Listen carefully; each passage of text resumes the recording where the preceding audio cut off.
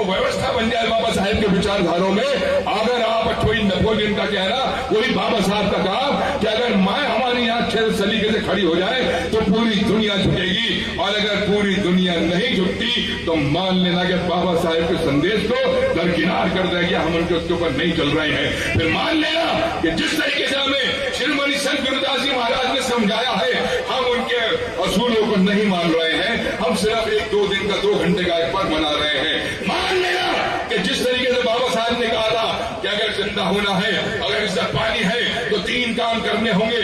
उसके अंदर पहला कदम यह है कि एजुकेट, अपने आप को एजुकेट कीजिए, अपने आप को शिक्षित कीजिए। लेकिन शिक्षित होने से महज काम नहीं चलने वाला है, फिर उसका इस्तेमाल भी करना होगा। तो दूसरा कदम बाबा साहब ने बताया कि एजुटेट, एजुटेट के माने संघर्ष कीजिए अपने हकों के लिए। आप जाकर के देखिए अपने अपने घरों के अंदर, और जितने भी यहाँ बैठे हुए हैं मैं सबसे सवाल करता हूँ, मेरी माँ बहनें भी हैं, मेरे भाई बड़े बुजुर्ग भी बैठे हुए हैं, छोटे भाई भी हैं।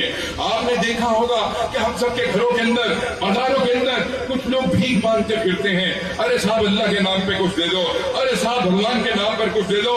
है कोई ऐसा आदमी जिसने ये कहा हो कि जाओ आज के बाद मेरे पास 100 बीघे खेत है, मैंने तुझे दिया, अब तुझे मांगने की जरूरत नहीं है? है कोई ऐसा आदमी जो ये कहे कि कोई भिखारी आया था, मैंने उसको कहा कि आज के बाद जो है बेघर न रहेगा, मैंने अपना घर तेरे नाम कर दिया, तुझे भीख मांगने की जरूरत है? नहीं, व्यवस्था ये कहती है कि अगर कोई भीख मांग रहा है तो उसको सिर्फ भीख मिलेगी, सदका ज़कात खैरात मिलेगा। अगर हक चाहिए तो उसके लिए लड़ना होगा। इसलिए बाबा साहब ने कहा था कि एजुकेट, संघर्ष करना सीखिए। लेकिन संघर्ष किया नहीं जा सकता जब तक अपने आप को ऑर्गेनाइज न किया जाए, जब तक अपने आप को संगठित न किया जाए।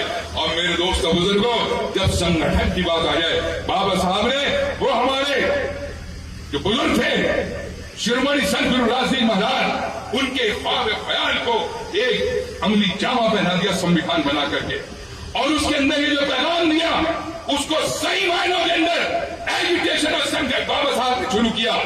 लेकिन उसको ऑर्गेनाइज हमारे बुजुर्ग माननीय काशीराम साहब ने कर दिया।